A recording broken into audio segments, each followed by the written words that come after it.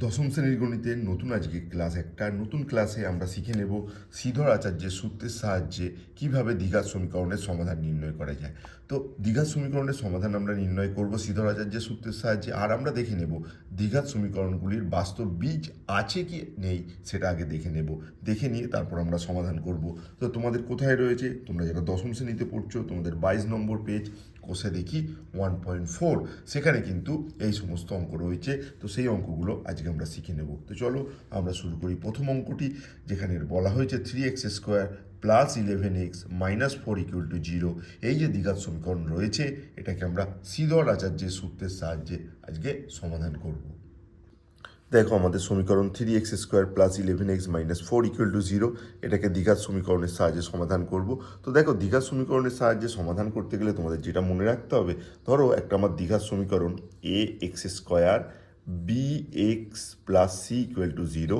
তো শ্রীধর আচার্যের সূত্র প্রয়োগ করে আমরা যদি সমাধান করি, তাহলে এখানে আমরা যে কথা বলবো, শ্রীধর আচার্যের সূত্র সাহায্যে সমাধান করলে শ্রীধর আচার্য একজন বিশেষ গণিতবিদ, যেটা হচ্ছে হাওড়া জেলার ডিভুরসুর অঞ্চলে বাসিন্দা ছিলেন।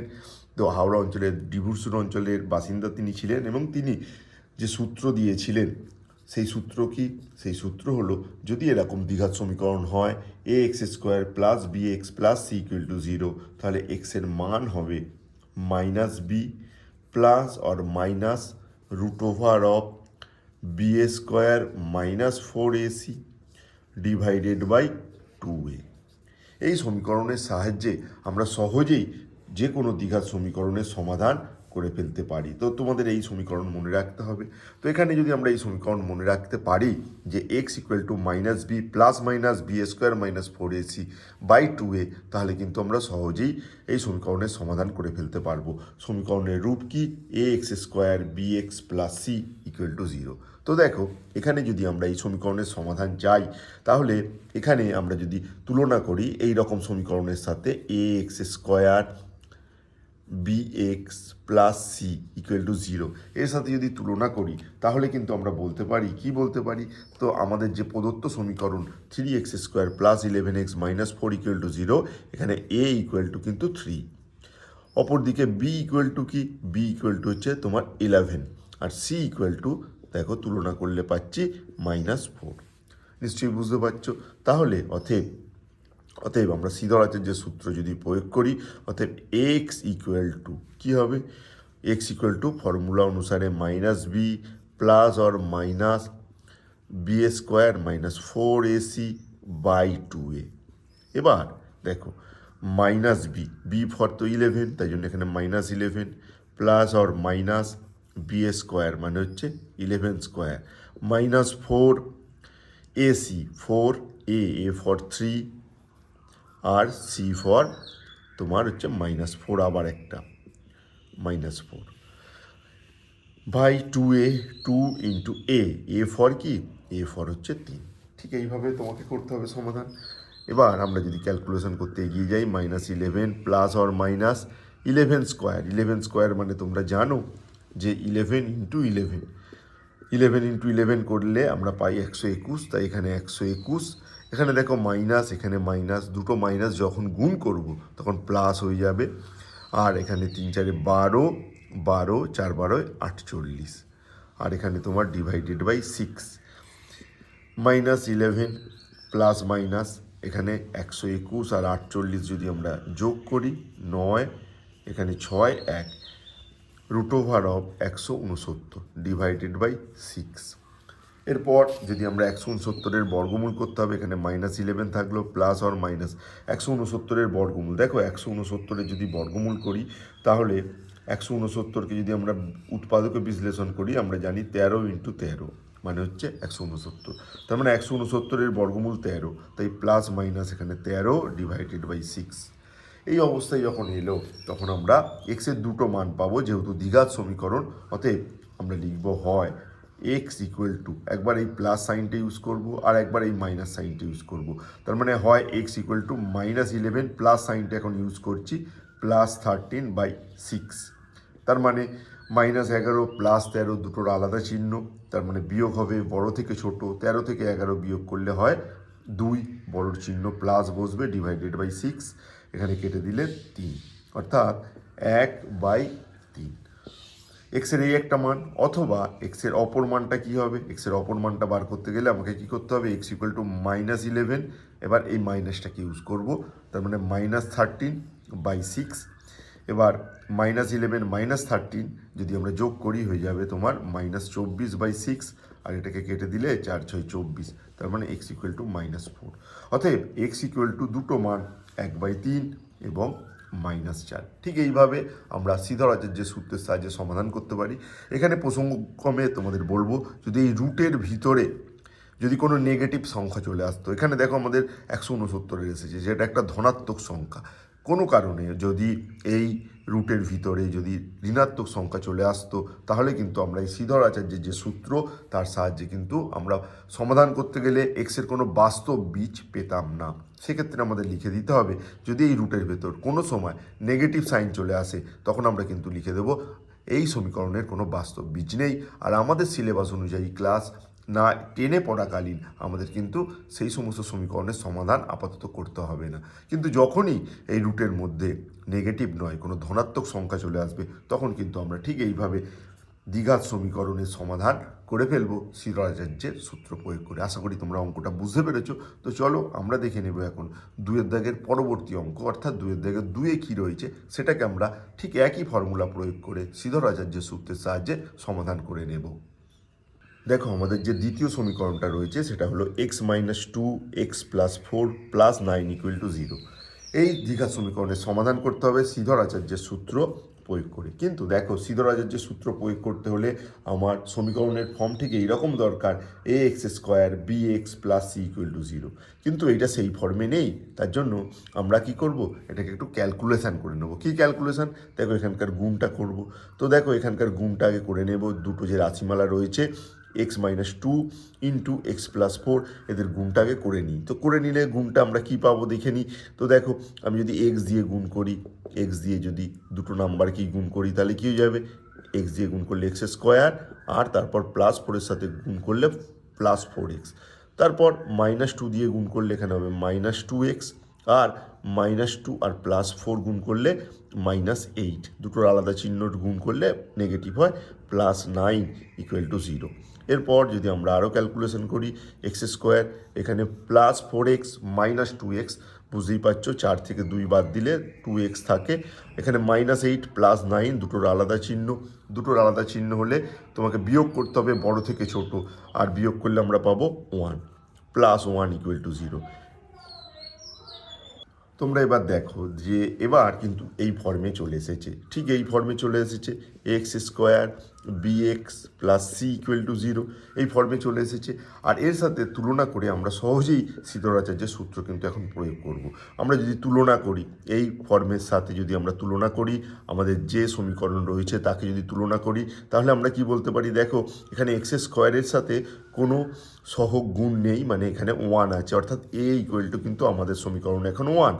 এক্সের সাথে বি গুণ আছে, আর এখানে আমাদের সমীকরণে 2 আছে এক্সের সাথে গুণ, তার মানে আমরা বলতে পারি আমাদের বি = এখন 2, আর +c ধ্রুবক পদটা এখানে কিন্তু +1 হিসাবে আছে, তাই জন্য c = 1, আমরা ঠিক এইটা বলতে পারি।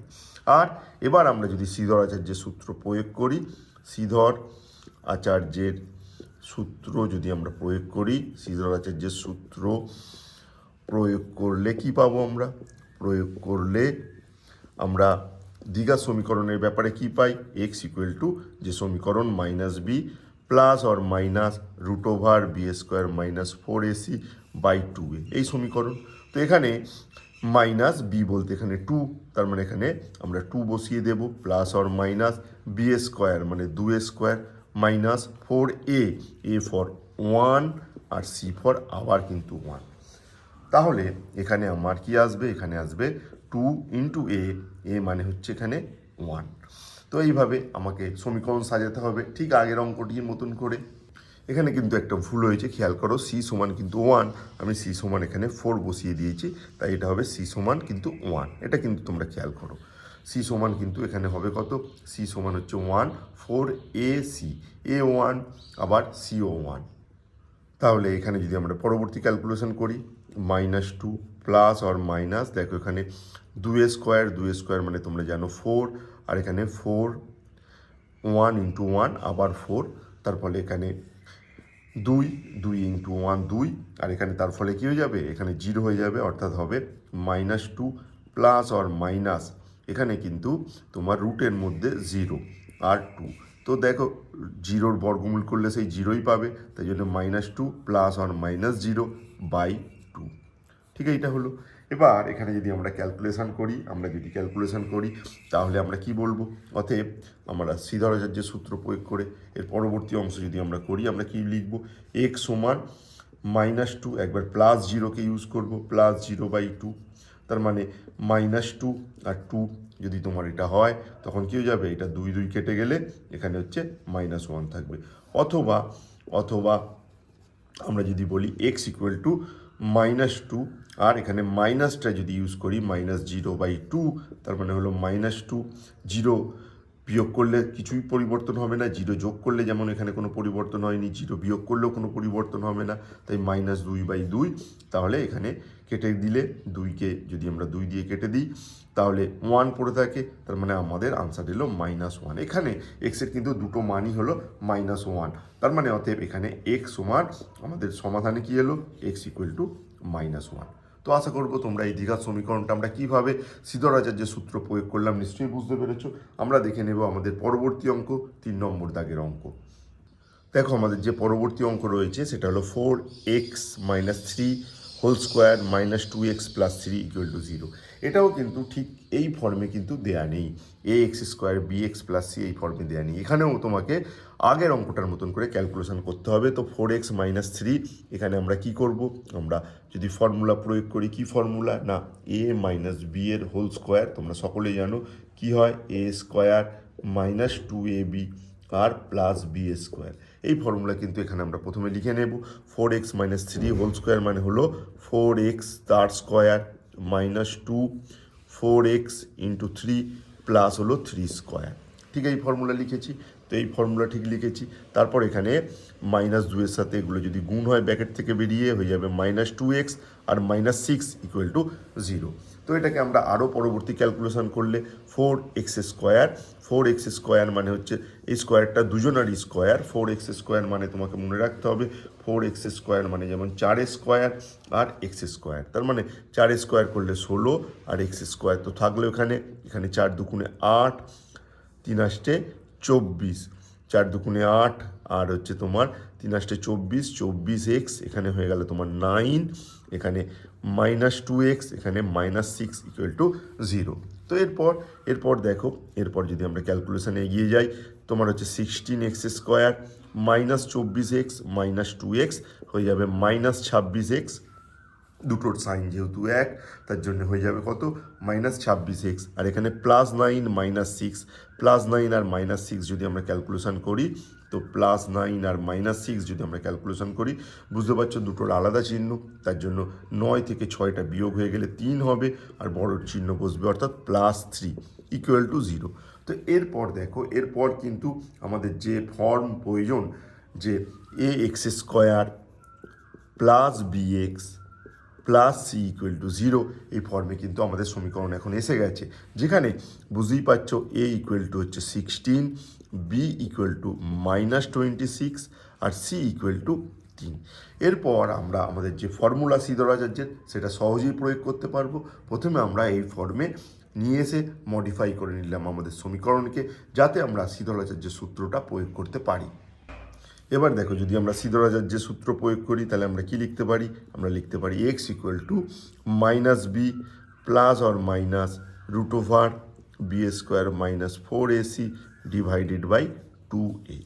তাহলে এখানে -b মানে হচ্ছে -b, b মানে হচ্ছে 26, প্লাস অর মাইনাস b² মানে -26² -4ac, এ বলতে কি, এখানে এ বলতে কিন্তু 16 আর সি বলতে তোমার 3 / 2a, 2 × a ফর আবার তোমার হচ্ছে 16।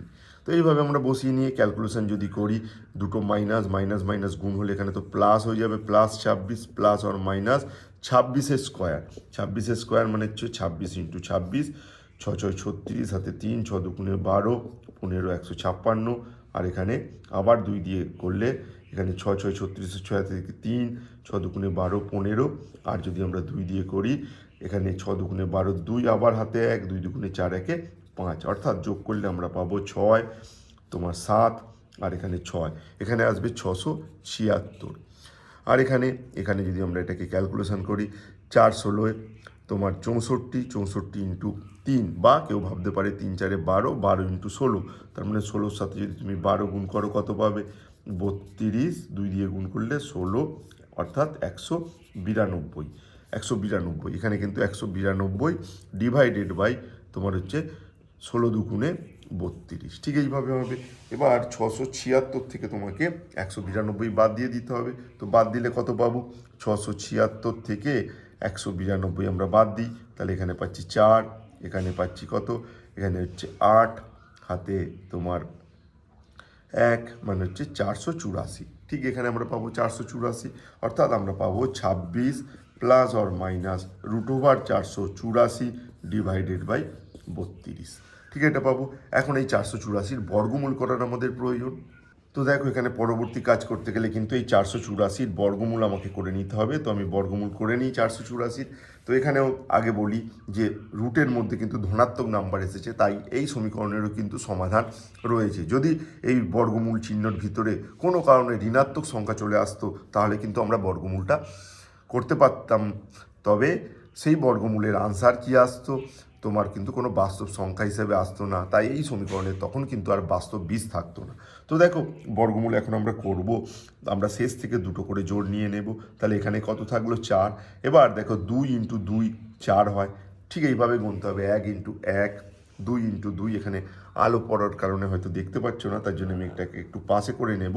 484, আর এখানে হচ্ছে তোমার শেষ থেকে দুটো করে জোড় নিয়ে নিলাম, এখানে 4 আছে, আমরা ঠিক এইভাবে গুনবো 1 1 1, 2 2 4, 3 3 9, এইভাবে গুনবো। তাহলে এখানে যদি আমার 4 থাকে আমি গুনবো 2 2 4, মিলে গেল 84 এলো। 2-এর ডবল কত, 2-এর ডবল মানে 2কে 2 দিয়ে গুণ, 2কে 2 দিয়ে গুণ করলে 4 হয়। আর 4-এর পিঠে আমরা যদি 1 বসাই 1 দিয়ে গুণ করব, ঠিক এইভাবে গুণ করবো 41 1 41, এখানে আছে 84, 4-এর পিঠে আমি 2 বসাইলে ঠিক 2 গুণ করলে পাবো কত, 2 2 4, 4 দুগুণে 8। তো দেখো 2 বসালে কিন্তু আর 2 দিয়ে গুণ করলে এটা মিলে যায়, তার জন্য এখানেও 2 বসাবো, এই 2 এখানে বসাবো, এখানেও বসাবো, অর্থাৎ আমরা বলবো 484-র বর্গমূল করলে আমরা কিন্তু পাচ্ছি 22। অর্থাৎ এখানে ক্যালকুলেশন করলে কি হলো, 26 প্লাস অর মাইনাস এর বর্গমূল করলে 22 ডিভাইডেড বাই 32। এরপর আমরা সহজেই এক্সের মান নির্ণয় করতে পারবো, একবার এই প্লাস সাইনটা ধরবো আর একবার মাইনাস সাইন। তাহলে আমি কি লিখে নেব, আমি লিখে নেব এক্স সমান সমান, একবার প্লাস সাইনটা ধরে 26 প্লাস 22 ডিভাইডেড বাই 32, আরও একবার ধরবো x equal to 26 minus 22 divided by 32। দুই ক্ষেত্রেই দুটো মান আমরা এক্সের পাবো, আর দুটো মান এক্সের পেলেই আমার কিন্তু ক্যালকুলেশন হয়ে যাবে। তো চলো আমরা ক্যালকুলেশনটা করি। তো কী করেছি নিশ্চয়ই সকলে বুঝতে পারছো, এখানে এক্স ইকুয়াল টু আমি কী বসিয়েছি 26 প্লাস 22 ডিভাইডেড বাই 32, একবার বসিয়েছি 26 মাইনাস 22 ডিভাইডেড বাই 32। তো প্লাস করলে কি হবে, 26 প্লাস 22 তোমার হচ্ছে 48 ডিভাইডেড বাই 32। তো এখানে কাটাকুটি যদি আমরা করে নিই, 4 দিয়ে যদি কাটি 4 আসতে 32, আর 4 একে 4, 4 12 48, আবার যদি 4 দিয়ে কাটি 4 দুগুণে 8, 3 4 12, অর্থাৎ এটা 3/2। অপরদিকে এখানে যদি আমরা ক্যালকুলেশন করি 26 থেকে যদি 22 বাদ দিই 4, আর 32, 4 আসতে 32, তার মানে 1/8, অর্থাৎ এক্সের দুটো মান কিন্তু আমরা ঠিক এইভাবে নির্ণয় করে ফেললাম। তো আমরা কীভাবে সিধরাচার্যের যে সূত্র প্রয়োগ করছি এবং প্রয়োগ করে আমরা দ্বিঘাত সমীকরণের সমাধান করছি আজকের ক্লাস থেকে, সেগুলো তোমরা বুঝতে পেরেছো। আবার পরবর্তী ক্লাসে তোমাদের সাথে দেখা হবে পরের অঙ্কগুলো নিয়ে। তোমরা দেখতে থাকো আমাদের চ্যানেল এবং ভালো করে অঙ্ক শিখে ভালো পরীক্ষা দাও, এই আশা রেখে আজকের ক্লাস শেষ করলাম। ধন্যবাদ।